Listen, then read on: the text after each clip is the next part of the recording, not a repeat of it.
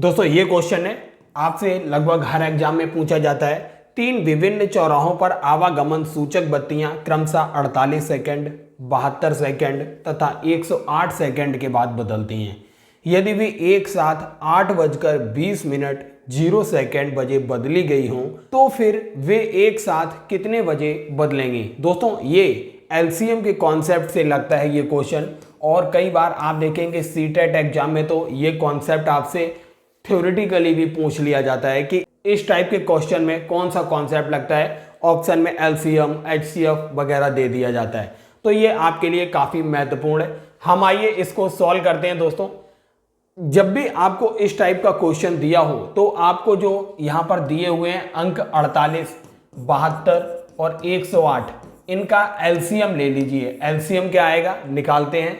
दोस्तों 48, 72 और 108 का जो एलसीएम आया है वो 432 एलसीएम आया है। अब देखिए यहाँ पर 48 सेकंड, 72 सेकंड, 108 सेकंड में दिया था, तो इसका मतलब 432 सेकंड आया होगा। अब इसको मिनट में बदलने के लिए क्या करेंगे, आप देखेंगे 432 को 60 से डिवाइड करने पे 7.2 आएगा।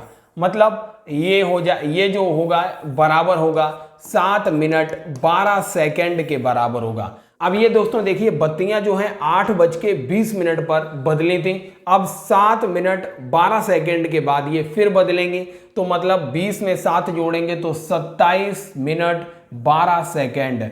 तो 8:27 पर ये बत्तियां जो हैं फिर एक साथ बदलेंगे, इसलिए तीसरा सी ऑप्शन बिल्कुल करेक्ट हो जाएगा। अब दोस्तों ये क्वेश्चन आपसे पूछा जाता है 6 घंटियां एक साथ बजनी आरंभ हुई। यदि ये घंटियां क्रमशः 2, 4, 6, 8, 10 और 12 सेकंड के अंतराल से बजें तो 30 मिनट में कितनी बार ये एक साथ मतलब इकट्ठी बजेंगी। तो दोस्तों ये काफी इजी है। इस टाइप के क्वेश्चन हमने आपको बताया है एलसीएम मेथड से सॉल्व होते हैं। तो सबसे पहले 2, 4, 6, 8, 10, 12 का एलसीएम लेते हैं। 2, 4, 6, 8, 10 और 12 का एलसीएम आएगा।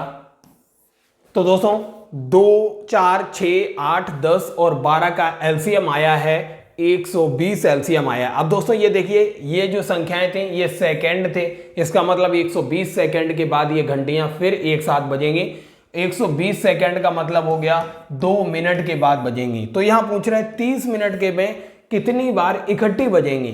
तो 30 का आधा कीजिए, क्योंकि ये बजना एक साथ शुरू हुई थी तो वो एक भी आपको इसमें जोड़ना पड़ेगा, क्योंकि एक साथ बजना आरंभ हुई थी तो वो एक भी आपको जोड़ना पड़ेगा। तो इस तरीके से 16 बार 30 मिनट में ये घंटियां एक साथ बजेंगे। आपका ऑप्शन सी बिल्कुल करेक्ट था, 16 बार। अब दोस्तों ये क्वेश्चन देखिए आपसे पूछा जाता है 1, 5, 6 स्टार 9, 4, 2 में लुप्त अंक ज्ञात करें जिससे यह संख्या 11 से पूर्णतः विभक्त हो जाए। आप देखिए 1, 5, 6 अगर स्टार की जगह x लिखते हैं 9, 4, 2। आप दोस्तों देखिए 11 से विभाजिता चेक करने के लिए क्या करना होता है, जो सम स्थान है और विषम स्थान है इनके अंकों को जोड़ लीजिए। 1, 2, 3, 4, 5, 6, 7 जो सम स्थानों पर है, जैसे दूसरे स्थान पर है 4 और चौथे स्थान पर x, तो 4x 5, 4, 5, 9, 9 प्लस x हो गया, ये सम स्थान हो गए। अब विषम स्थानों को जोड़िए, 2 और 9 11, 11 और 6 हो जाएगा 17, 17 और 1 हो जाएगा 18, 18 आएगा। ये विषम स्थानों के योग है 18। अब इन दोनों का अंतर निकालिए, 18 अंतर 9 प्लस x। अब दोस्तों अगर ये अंतर 0 के बराबर है या ऐसा अंतर है जो 11 से विभाजित हो जाए, जैसे 22, 33, 44, अगर ये अंतर है तो ये संख्या 11 से विभाजित हो जाएगी। अब x की वैल्यू ऐसी रखिए, देखिए 9 की जगह 4 रखेंगे 13 तो अंतर 5 आएगा, 7 रखेंगे तो ये 16 में 18 में से 16 जाएगा तो 2 बचेगा, 8 रखेंगे तो 17 हो जाएगा, 18 में से 17 गया 1 बचेगा, 9 रखेंगे अगर दोस्तों तो 9, 9 18, 18 में से 18 गया 0, मतलब ये संख्या इस केस में 11 से विभाजित हो जाएगी। तो इसका डी ऑप्शन बिल्कुल करेक्ट है, 9। अब दोस्तों देखिए इस संख्या में कम से कम क्या जोड़ा जाए कि योगफल 8 से पूर्णतः विभाजित हो जाए। अब दोस्तों योग जो 8 से विभाजित अब दोस्तों 8 से विभाजिता चेक करने का नियम हम आपको बताते हैं। आपको कुछ नहीं करना है, केवल लास्ट के 3 डिजिट उठाना है, 1 1 6। अगर ये 8 से विभाजित हो रही है लास्ट की 3 डिजिट, तो ये पूरी संख्या कितनी भी बड़ी हो 8 से विभाजित हो जाएगी। अब देखिए इसे विभाजित करने के लिए क्या है, 8 से विभाजित अगर करेंगे तो 8 ही कम 8, यहाँ पर 3 बचा तो ये हो रहा है 36, जबकि 8 चौक होता है 32। अगर दोस्तों ये 36 किसी तरीके से 40 हो जाए तो 8 पंजे 40 हो जाएगा। तो दोस्तों 116 को अगर आप किसी तरह 120 कर दें तो ये पूर्णतः विभाजित हो जाएगा। 116 120 कैसे होगा, जब इसमें 4 जुड़ जाएगा। तो 120 देखिए 8 से पूर्णतः विभाजित है, 8 ही कम 8 बचा 4, 8 पंजे 40। तो इसमें क्या जोड़ेंगे, कम से कम 4 जोड़ना पड़ेगा आपको, क्योंकि यहाँ देखिए सबसे छोटी संख्या भी 4 है। तो कम से कम पूछा था क्या जोड़ा जाए, तो 116 8 से विभाजित नहीं हो रहा था, तो इसलिए हमने इसे 8 से विभाजित करने के लिए हमने सबसे छोटी संख्या 4 इसमें जोड़ी, जो अब ये 8 से पूरी संख्या विभाजित हो जाएगी। अब दोस्तों ये देखिए 9 से विभाजिता 6 7 3 5 स्टार 1 पूर्णतया 9 से विभक्त हो जाए, स्टार की जगह क्या रखें।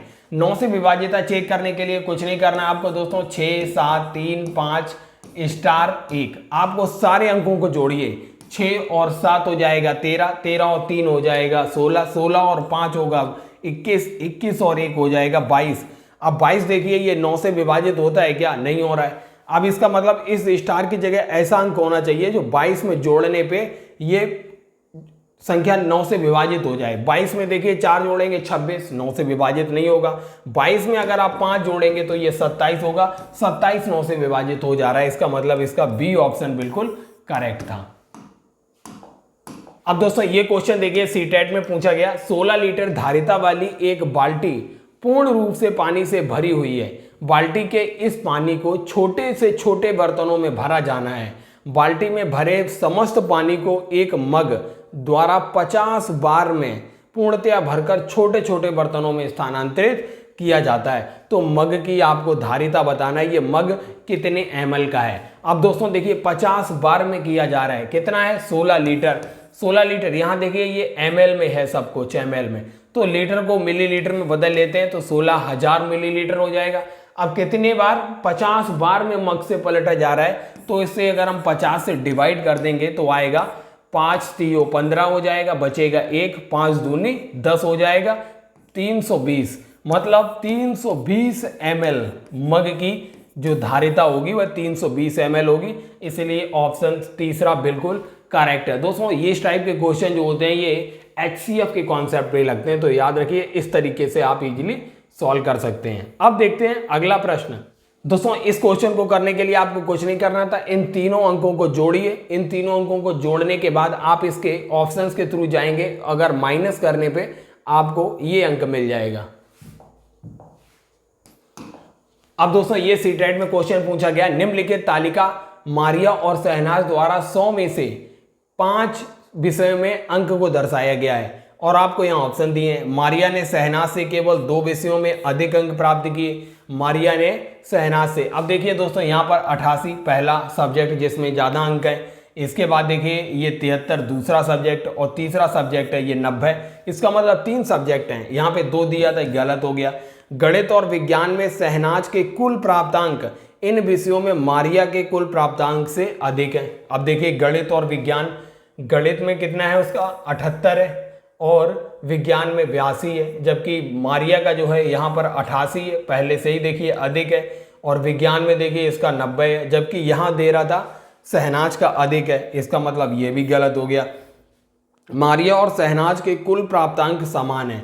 कुल प्राप्तांक का मतलब दोस्तों आप अगर ये शहनाज के जितने हैं उनको जोड़िए, मारिया के जितने हैं उनको जोड़िए, तो आपको इजीली पता चल जाएगा कि बराबर हैं। तो दोस्तों ये इसलिए ये तीसरा ही ऑप्शन सही है, क्योंकि अगर आप जब शहनाज के और मारिया के अंकों को जोड़ेंगे तो दोनों के दोनों बराबर आएंगे। अब आइए देखते हैं दोस्तों अगला प्रश्न। अब दोस्तों ये प्रश्न देखिए, एक टैक्सी का मीटर पहले 2 किलोमीटर की यात्रा के लिए 50 रुपए का भाड़ा दिखाता है। जो पहले वो 2 किलोमीटर चलता है, ये 2 किलोमीटर, इसमें वह 50 रुपए का भाड़ा लेता है, और उसके बाद प्रति किलोमीटर की यात्रा के लिए 16 रुपए का भाड़ा लेता है। मंजू ने अपने घर से रेलवे स्टेशन तक की यात्रा के लिए 258 रुपए चुकाए, तो उसके घर से रेलवे स्टेशन कितना दूर है। अब दोस्तों देखिए, पहले 2 किलोमीटर के लिए 50 रुपये चुकाने पड़े, तो 258 में से 50 जाएगा तो 208 बचेगा। फिर 208 उसने 16 रुपये के हिसाब से भाड़ा दिया, तो 16 से डिवाइड कीजिए, 16 एकम 16 हो जाएगा, 16 तियो 48, मतलब 13 किलोमीटर ये हुआ भाड़ा और 2 किलोमीटर 50 रुपये दिए उसने, तो 13 और 2 15 किलोमीटर उसकी दूरी है। दूसरा ऑप्शन बिल्कुल सही है। अब दोस्तों देखिए, यहाँ पे 5 क्रमागत संख्याओं का योग 20 दिया हुआ था। 5 क्रमागत संख्याओं का योग का मतलब हो गया 5x। अगर आप क्रमागत संख्याएं देखेंगे, x, x+1, x+2, x+3, x+4, तो ये इनको जोड़ेंगे तो 5x प्लस क्या आएगा, 10 आएगा, बराबर कितना दिया हुआ है, 20 दिया है, तो x की वैल्यू क्या आएगी, 2 आएगी। जब तो आपसे पूछा था प्रथम 3 क्रमागत संख्याओं का योग क्या होगा, मतलब 2, 3 और 4 को जोड़ेंगे क्या आएगा, 2, 3, 5, 4, 9 आएगा, इसलिए ऑप्शन पहला बिल्कुल सही था। अब दोस्तों ये देखिए, ये आपको फ्रैक्शन दिया हुआ था, ये फ्रैक्शन, और आपसे पूछा था कि सबसे बड़ी और दूसरी सबसे बड़ी भिन्न क्रमशः कौन सी है, तो आपको सबसे बड़ी 2 भिन्नें निकालना था। दोस्तों भिन्नों को कंपेयर इजीली कर सकते हैं आप। क्या करना है, पहले 2 भिन्नों को कंपेयर करने के लिए इसका हर को इसके अंश से मल्टीप्लाई करेंगे, 4 पंजे 20, और इसके हर को इसके अंश से मल्टीप्लाई करेंगे, 6 तियो 18। इसका मतलब आप देखेंगे 20 बड़ा है तो 5/6 बड़ी हो गई, 5/6 बड़ी हो गई। अब देखिए 3/4 जहाँ पे दिया है सबसे बड़ी, तो उससे कट कीजिए, ये देखिए 3/4। अब देखिए 5/6 और 1/2 को अगर कंपेयर करेंगे तो 5 दूनी 10 हो जाएगा और 6 एकम 6। यहाँ भी देखिए 5/6 बड़ी है, 5/6 बड़ी है। अब देखिए यहाँ पर देखिए ऑप्शन में क्या दिया है, यहाँ 3/5 दिया है। अब 3/5 को 5/6 से कंपेयर करेंगे, 5 पंजे 25 हो जाएगा और 6 तियो 18। यहाँ फिर 25 बड़ा है, मतलब 3/5 नहीं बड़ा है, तो ये ऑप्शन भी कट हो गया। अब देखिए यहाँ पर 5/6 जो है, दोनों ऑप्शन में 5/6 दी हुई है, ये 2 ऑप्शन बचे हैं। तो आप 3/5 और 3/4 को कंपेयर कर लीजिए, 3/5 और 3/4, तो 5 तियो 15 हो जाएगा और 4 तियो 12 हो जाएगा, मतलब 15 बड़ा है, इसलिए आपको पता चल गया 3/4 करेक्ट हो जाएगा। तो ऑप्शन चौथा बिल्कुल सही है।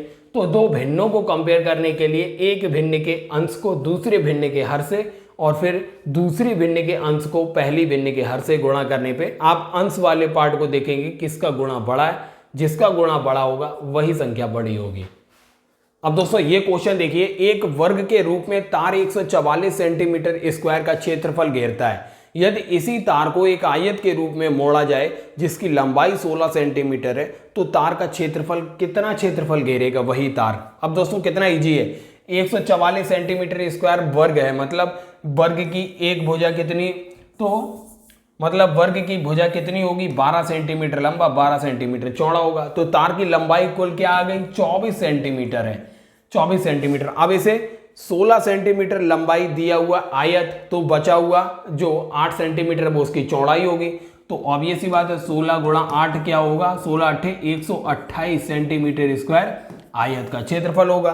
तो इसका ऑप्शन 128 सेंटीमीटर स्क्वायर आना चाहिए। देखिए दूसरा ऑप्शन बिल्कुल करेक्ट है, 128 सेंटीमीटर स्क्वायर।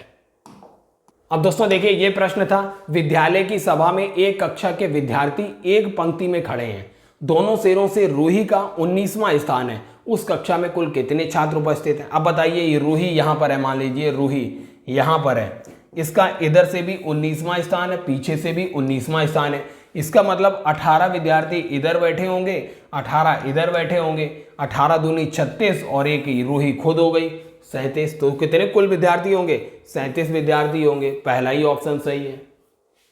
अब दोस्तों ये देखिए, आपसे सीटेट में प्रश्न पूछा गया, अस्मिता विद्यालय की गोष्ठी में 8:30 AM से 15 मिनट पहले पहुंची। 8:30 से 15 मिनट पहले का मतलब हो गया वह 8:15 पर पहुंच गई होगी। वह अपने सहकर्मी से आधा घंटा पहले पहुंची, इसका मतलब इसका सहकर्मी कितने मिनट में पहुंचा होगा, 8:45 में पहुंचा होगा। सही है। जो कि गोष्ठी के लिए 40 मिनट की देरी से पहुंचा। अगर वह 8:45 में पहुंचा है, इसका मतलब 40 मिनट कह रहा है, वह लेट था गोष्ठी के टाइम से, तो वह गोष्ठी का टाइम क्या रहा होगा। अगर 40 मिनट माइनस करेंगे तो 8:05, इसका गोष्ठी का टाइम होगा, बस यही पूछा गया था, गोष्ठी का निर्धारित समय क्या था। तो 8:05 गोष्ठी का निर्धारित समय था, इसलिए ऑप्शन तीसरा बिल्कुल करेक्ट है। दोस्तों देखिए ये कितना इजी क्वेश्चन आपसे पूछा गया। एक संख्या 100 के आधे से अधिक है, यह 6 दहाई से अधिक और 8 दहाई से कम है, इसके अंकों का योग 9 है, इसका दहाई का अंक इकाई के अंक का दुगना है। अब बस दोस्तों इसी से आपका आंसर आ जाएगा, इसके दहाई का अंक इकाई के अंक का दुगना है। अब देखिए इकाई का अंक क्या है, ये है, दहाई का अंक ये है, तो देखिए दोगुना किसमें है, 3 दूनी 6, इसमें दोगुना है, यहां दोगुना नहीं है, यहां भी दोगुना नहीं है, यहां भी दोगुना नहीं है। तो आपको केवल इतनी कहानी नहीं पढ़नी थी, केवल इसी से ही आंसर निकल आया, इसकी दहाई का अंक इकाई के अंक का दोगुना है, इसलिए ऑप्शन पहला सही था।